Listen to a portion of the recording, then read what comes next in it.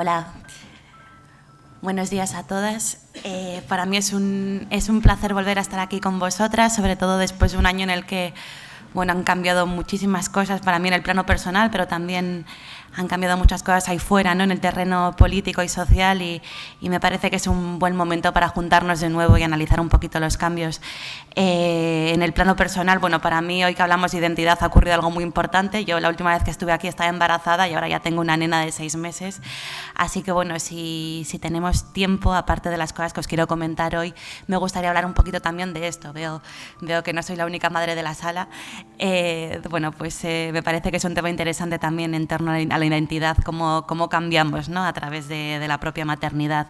Pero principalmente hoy, el año pasado hablamos un poquito de la importancia que tenía desvincular de alguna manera los procesos fisiológicos y anatómicos de la idea de mujer, ¿no? Hablamos de lo importante que era dejar de entender que somos mujeres porque tenemos un cuerpo determinado, ¿no? Y abstraernos un poquito de esta identidad esencialista. Hoy, para continuar un poco con los temas que salieron el año pasado, quería ir un poco hacia atrás y analizar cuáles son los orígenes de la identidad femenina, cuáles son los orígenes de la identidad que se nos impone a las mujeres y de qué manera podemos romper con ello. También os adelanto que voy a ser un poco crítica con el movimiento feminista, con ciertas corrientes, ciertos discursos que han salido en el seno del feminismo últimamente, con particular fuerza este año. Y antes de ello quería deciros que soy consciente del peligro que implica ser crítica con el feminismo cuando vivimos en una emergencia antifascista importante, cuando tenemos a Vox, que hoy mismo están intentando vetar a Cristina Fallarás en Telemadrid, ¿no? Es decir, soy consciente de que puede parecer que no es el mejor momento para tirar piedras al propio movimiento feminista cuando tenemos que estar más alerta que nunca y más fuertes que nunca. Pero precisamente por eso, por la importancia que creo que tiene el feminismo ahora como movimiento antifascista, creo que es súper importante que seamos conscientes de los peligros que nosotras mismas podemos correr, ¿no? De acabar reproduciendo sin quererlo discursos de odio como lo hacen en la ultraderecha. Así que, os aviso de que me voy a meter un poquito en ese terreno. Yo creo que no, con el dedito me arreglo. Para empezar, empezamos por lo más básico, ¿no? ¿Cuál es la definición que nos aporta la RAE de identidad? La primera acepción es cualidad de idéntico, suena un poco críptico, pero luego la analizaremos mejor. Y la 2 y la 3 me parecen particularmente importantes. Conjunto de rasgos propios de un individuo o de una colectividad que los caracterizan frente a los demás, y conciencia que una persona o colectividad tiene de ser ella misma y distinta a las demás. Por tanto, esta definición básica nos habla de que la identidad es algo que se construye en oposición o contraste frente a otros grupos, ¿no? Es decir, tendría que ver un poquito con yo soy X porque no soy Y, o también podría ser yo soy X porque no soy ni Y, ni Z, ni W, pero como veremos, muchas de las identidades que más nos interpelan se construyen por binarios, ¿no? Soy mujer porque no soy hombre, soy nacional porque no soy inmigrante, ¿no? Y esta idea de la identidad construida a través de binarios, lo cierto es que nos retrotrae a uno de los mitos fundacionales de la cultura occidental. Todas conocemos el mito de la caverna, pero por refrescarla un poco, que es algo como que estudiamos en el colegio, recordemos que Platón utilizaba esta alegoría para hablar de los diferentes grados del conocimiento humano, ¿no? Y lo que proponía era que, que en nuestra fase más embrionaria los seres humanos nos asemejaríamos a estos hombres que han nacido dentro de una caverna, que están atados, que no se pueden mover y que únicamente ven la pared que está frente a ellos, ¿no? En esa pared se proyectan las sombras de unos objetos que unos hombres detrás de esta caverna están portando, ¿no? Y dichas imágenes son posibles gracias a una hoguera que hay detrás de ellos. Fuera de la caverna está el sol, fuera de la caverna están los objetos reales, ¿no? Dentro de la caverna solo tenemos acceso a lo que de alguna manera sería la sombra de una sombra, ¿no? Es una doble parábola de ocultación.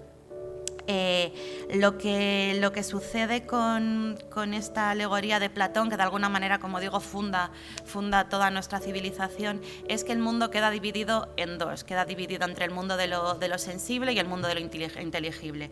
Está el mundo de las sombras y el mundo de las ideas auténticas, de las esencias, ¿no? El año pasado hablábamos de eso, de esencialismo, de esta idea de que ser mujer tiene que ver con una esencia compartida, ¿no? Esta idea de las esencias, que son lo puro, que es lo que reside fuera, detrás de las sombras, en un nivel de conocimiento superior y aislado del mundo de lo material, de lo tangible, es algo que le debemos, para bien y sobre todo para mal, a Platón. Según este mito de la caverna, creo que podíamos entender mejor la primera acepción, ¿no? Lo de identidad es aquello que es idéntico a sí mismo. La identidad sería, es decir, una persona con identidad sería aquella que ha accedido a su esencia, que ha salido como de la caverna y que ha sido capaz de encontrarse con su verdadera esencia, ¿no? La pregunta, por tanto, sería, siguiendo con la alegoría, ¿qué es la esencia de lo femenino, ¿no? Es difícil saberlo, pero bueno, nuestra cultura lo ha tenido bastante claro. ¿Cuáles son los peligros que comentaba de la alegoría platónica? Bueno, pues que al dividir el mundo en estos dos grandes mundos, ¿no? El mundo de lo sensible y el mundo de lo inteligible, digamos que este binario es como el binario original de un árbol de binarios enorme, ¿no? Con muchísimas ramificaciones. A ver si me seguís en estas ramificaciones, ¿no? Si tenemos un mundo sensible contra un mundo inteligible, también tenemos eso, el mundo de las copias contra el mundo de las esencias, tenemos un mundo en el que existe lo impuro, lo que es una copia, por tanto, y no lo puro. Tenemos un mundo en el que, es decir, si lo de afuera es el bien absoluto, necesariamente lo de dentro va a ser el mal, o va a ser lo falso, lo falsable. Tenemos también lo que se conoce a través de los sentidos, a través del cuerpo, contra lo que se conoce a través de la razón y el intelecto. Un mundo tangible y, por tanto, apegado a la tierra, contra un mundo intangible, apegado a la cultura y a la civilización, y todo ello también relacionado con lo pasional, ¿no? Que es los afectos, lo tangible versus lo intelectual. Y, como veis, todo esto al final se acaba traduciendo en lo que históricamente se ha conocido como lo femenino contra lo masculino, ¿no? Cuando os decía que, bueno, que no podemos saber dentro de esta concepción platónica cuál sería la esencia de mujer, el patriarcado lo ha tenido claro. Para el patriarcado lo esencialmente femenino casualmente siempre se ha correspondido con esta columna para vosotras de la derecha, que siempre ha estado asociado con, es decir, lo femenino siempre ha sido la parte inferior, la parte devaluada de estos binarios según los cuales opera y se construye Occidente, ¿no? Por tanto, la primera identidad de género femenina que existe es una identidad que se construye desde fuera y que se nos impone de alguna manera para definirnos en tanto que lo explotable, ¿no? Es decir, siendo el lado inferior de este binario, el apegado a la tierra es explotable, la tierra da fruto, la tierra es fértil, pero por supuesto no opera en los ámbitos de lo público, no opera en los ámbitos de la cultura y por tanto es algo que el hombre tiene que sembrar, tiene que recoger, tiene que arar, ¿no? Por tanto, tenemos esta primera idea de que la identidad de género original, patriarcal, clásica, es una identidad rígida, impuesta y que no es negociable. Es, por supuesto, como decíamos, una identidad que se construye por exclusión y por oposición a otra, es decir, binariamente se construye por oposición a la identidad masculina. Y establece una relación irrevocable entre cuerpo y género, ¿no? Es decir, históricamente se consideraba que no solo las mujeres encarnábamos todos esos valores que, como hemos visto, tienen ciertas connotaciones devaluadas, sino que los encarnábamos por necesidad, porque teníamos un cuerpo que así nos determinaba, ¿no? Es decir, encarnábamos los atributos de nuestro propio cuerpo y entonces, como el cuerpo también platónicamente es una prisión, no se puede escapar de la prisión del cuerpo. Si el cuerpo determina la identidad, tampoco se puede escapar de la prisión de la identidad. Obviamente estas nociones de identidad de género van a ser una de lo primero que ataque el feminismo sobre todo de los años 70 que conocemos hoy como pues, las corrientes feministas clásicas, ¿no? Este feminismo de los 70 se va a oponer principalmente a la identidad de género, estableciendo esta división entre sexo y género que en el fondo viene del campo de la medicina, pero bueno, que el feminismo se apropia para para reinterpretar, ¿no? Al distinguir entre sexo y género, lo que se quiere remarcar es que el género es algo que, como hemos visto, es construido, es impuesto desde afuera y que, por tanto, existiría tal cosa como un cuerpo, ¿no? Que sí que tiene diferencias sexuales, nos diferenciamos genitalmente, cromosómicamente de los hombres, pero que eso no tiene nada que ver con el set, con todo el pack de atributos que el patriarcado nos impone, ¿no? Entonces, el feminismo de este corte y el feminismo más radical de este corte va a acabar determinando que mujer no es nada más que el término de nuestra opresión, ¿no? Mujer sería el nombre que se le da a este rol impuesto, que lo único que sirve, lo único que significa es que somos sumisas, que somos explotables, que estamos en función del hombre y por tanto, el feminismo de corte radical lo que va a proponer es que lo único que podemos hacer con la identidad de género es abolirla, ¿no? Porque si al final no hay nada más allá de lo corporal que nos diferencie de los hombres y estos roles solo existen para oprimirnos, pues bueno, tanto para los hombres como para las mujeres, lo mejor que podemos hacer con el sistema de géneros binario es acabar con él, ¿no? Entonces, pues bueno, se da esta idea de la abolición del género, que como seguro que estáis pensando es una idea que parece que se está quedando bastante obsoleta en nuestra sociedad, ¿no? Cada vez hablamos más de la necesidad de autoexpresar el género, de que se respete la libre elección de género de cada quien. Esto se está manifestando sobre todo a nivel institucional, a nivel de políticas públicas, cuando pensamos en el modo en que pues el colectivo trans está consiguiendo conquistar derechos muy poquito a poco, pero bueno, pues están consiguiendo tener derecho a cambiar su nombre en el DNI, tener derecho a elegir el género de su elección. Por tanto, hoy en día se está dando cierto desacuerdo crítico entre las corrientes asociadas al feminismo radical de los 70 y nuevas corrientes dentro del feminismo, de las teorías queer, que contra esta idea de abolir el género pues proponen algo radicalmente distinto. Por un lado, que forma parte de los derechos fundamentales el derecho a elegir libremente nuestra autoexpresión de género, y por otro lado también una especie de apuesta por la variedad de identidades de género, ¿no? En lugar de abolir estas dos identidades rígidas, hombre contra mujer, tradicionales e impuestas, las teorías queer, que como digo estoy haciendo una simplificación enorme porque son muy complejas, hay muchos autores y se proponen cosas muy distintas, pero dentro de estas nuevas vertientes sí que hay una especie de apuesta por la proliferación de identidades diversas, ¿no? Que es también una forma de desactivar de alguna manera el binario, ¿no? Como comentaba al principio, la identidad se puede construir binariamente diciendo yo soy X porque no soy Y, o se puede construir de una forma mucho más diversa diciendo yo soy X y me autoafirmo como X porque no soy una variedad de opciones increíbles en toda una gama de grises, ¿no? En todo caso, lo que quería comentaros es que se da este desacuerdo teórico. Yo misma provengo teóricamente de un entorno muy ligado al feminismo más radical. Yo también creo firmemente en la construcción del género.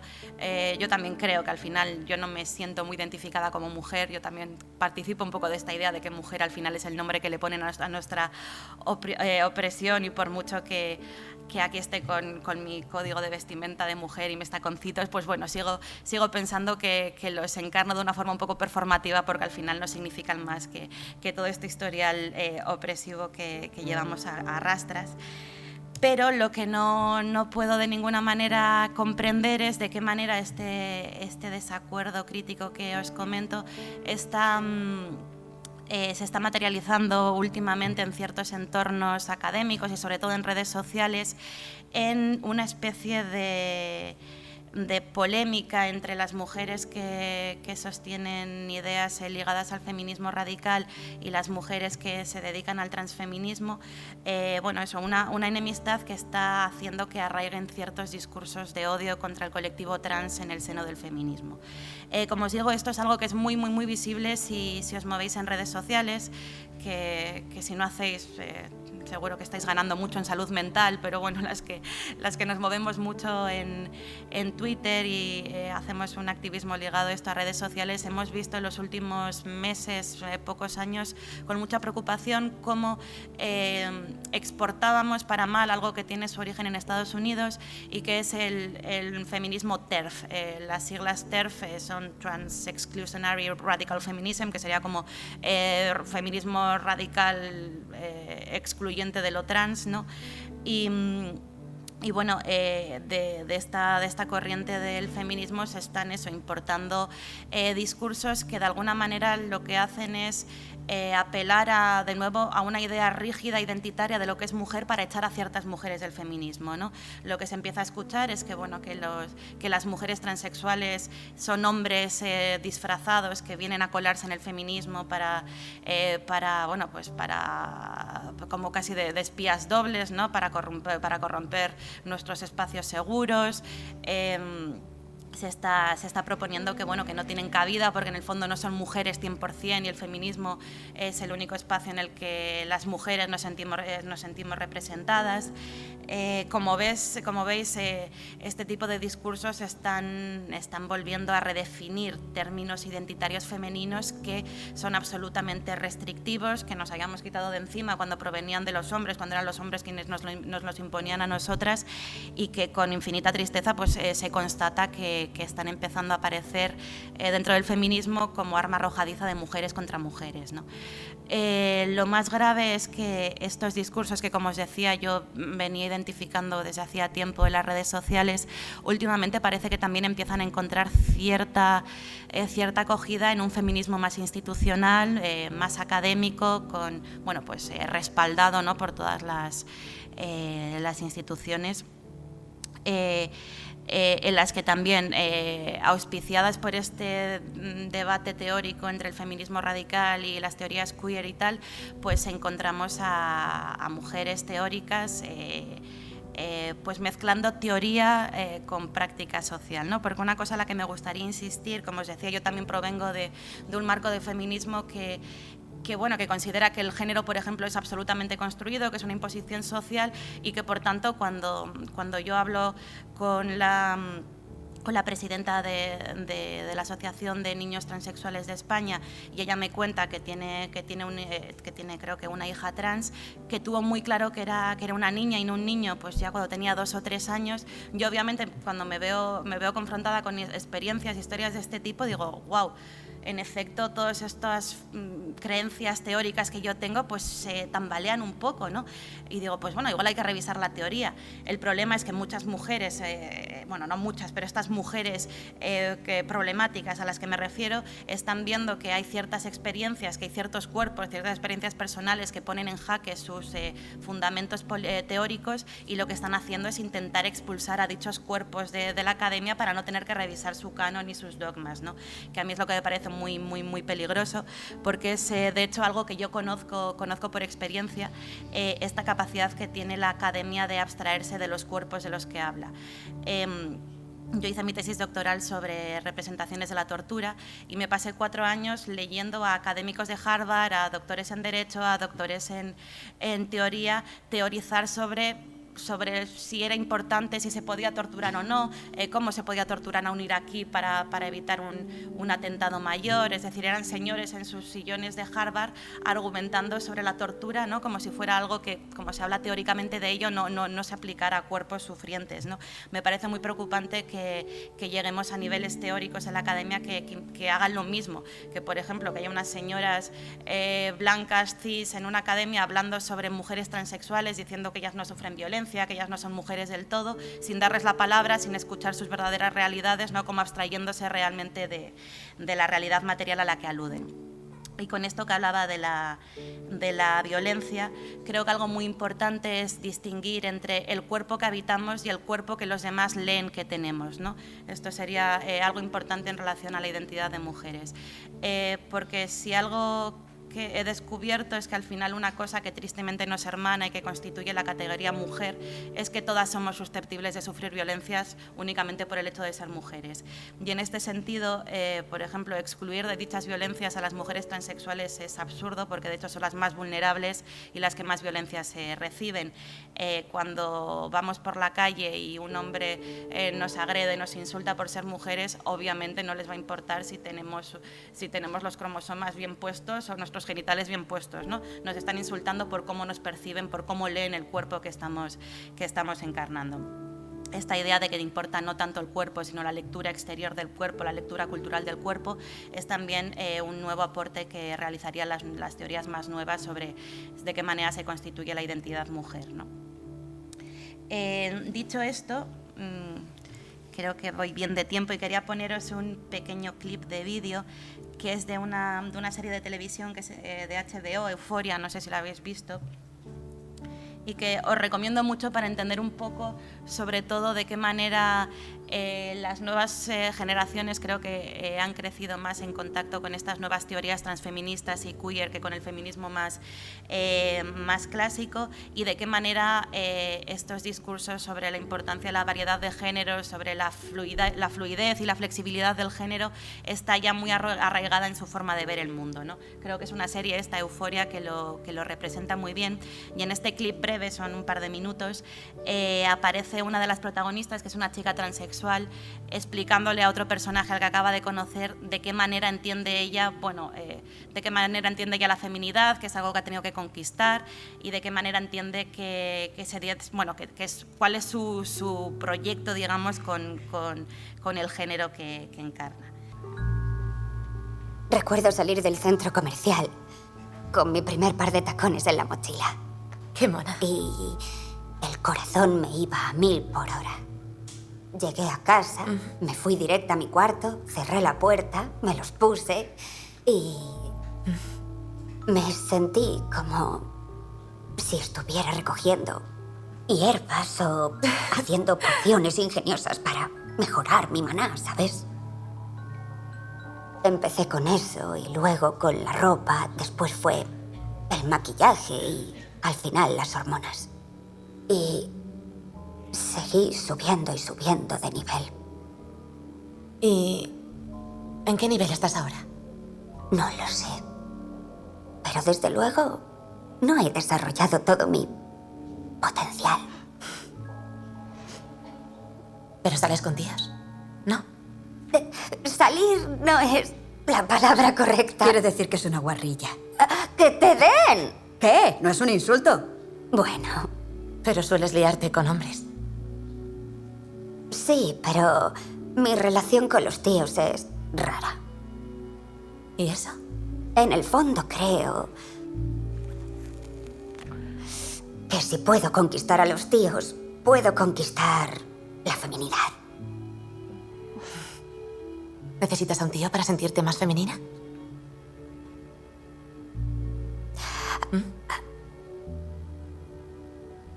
Ya volveremos a ese tema. ¿Lo has hecho? ¿Sí he hecho qué? Conquistar la feminidad. No lo sé. Pero no es que quiera conquistarla del todo. Lo que quiero es hacerla 1000 pedazos y luego pasar al siguiente nivel. Y al siguiente, y al siguiente. Y subir, y subir. Sí, no sé muy bien qué significa ni qué es, pero es lo que quiero. Ser queer no tiene límites. Bueno, me parece muy interesante esto que dice de yo no quiero conquistar la feminidad, lo que quiero es dinamitarla y ir subiendo de nivel, ¿no? Me parece que, que representa bastante bien esta relación más libre, más jocosa con el género como algo fluido, flexible, que se puede encarnar, que se puede desechar, que caracteriza eso a los nuevos discursos en torno a la identidad de género, y que además yo creo que es algo positivo, ¿no? Que pensemos que la identidad no es una, que no se mantiene intacta a lo largo de toda la vida, y que esto es es un poco lo que os comentaba al principio de la maternidad, ¿no? Me parece interesante la maternidad, que ha sido siempre enarbolada como uno de estos atributos esenciales femeninos, la maternidad tantas veces utilizada para definirnos de una forma restrictiva en torno a una identidad estable, única, impuesta. Creo que la maternidad se puede leer también como ejemplo de esta idea de que no hay una identidad estable a lo largo del tiempo, ni mucho menos, y que quizás la única esencia de ser mujer es precisamente esta apertura a la mutabilidad y al cambio, ¿no? Yo ahora que he sido madre, bueno, pues experimento que, por supuesto, la maternidad ya es un rol nuevo que encarno, es una identidad nueva, pero también me parece como identidad una identidad muy voluble y muy cambiante. Me doy cuenta de que en los primeros meses de vida de un bebé se cumple esto que de lo que me habían advertido, de que la identidad, para empezar, se diluye, ¿no? Desapareces para encarnar también, yo creo, que la propia disolución del ego de tu bebé. Un bebé que nace todavía no tiene claros los límites entre su cuerpo y el tuyo, no tiene una idea del yo, y pues igual de alguna manera, para acompañarla en su proceso, yo al menos en los primeros meses de maternidad noté de alguna manera que más que encarnar un nuevo rol, una nueva identidad, mi identidad se diluía, ¿no? Para acompañar a mi hija. Poco a poco, según ella va creciendo, pues siento que he hecho un poco un reseteo, ¿no? Me voy reconstruyendo con ella a medida que crece, me voy reconstruyendo como una persona nueva, como una mujer nueva, y supongo que esto acaba de empezar, ¿no? Entonces, bueno, acompañando un poco, acabamos de ver esta idea de qué manera se puede ir reconstruyendo con el género, pues bueno, a través de diversos dispositivos de género, ¿no? En el caso de esta chica, pues a través de hormonas, a través de maquillaje, a través de los códigos de género, pero creo que experimentar con la flexibilidad y con el cambio de las etiquetas típicamente femeninas está al alcance de todas, y lo está también, como os comentaba, a través de la propia experiencia de maternidad. Y bueno, lo que quería resaltar es que esta visión de la identidad como algo fluido me parece positiva, en contraste con los riesgos que acarrea una identidad a la defensiva, binaria, que venía comentando. Y para cerrar, como hicimos la vez anterior, me pareció interesante que propusimos una pregunta final para luego llevarnos a la charla. Y os quería soltar esta pregunta, que es en sí un debate que está abierto siempre dentro del feminismo y que tiene que ver con lo siguiente. Si al final concedemos que no hay tal cosa como mujer, es decir, que mujer no es nada y no es todo, que si empezamos a decir que en el feminismo solo caben las mujeres, nos tenemos que plantear mujeres con qué características, siempre vamos a estar dejando a mujeres fuera, ¿no?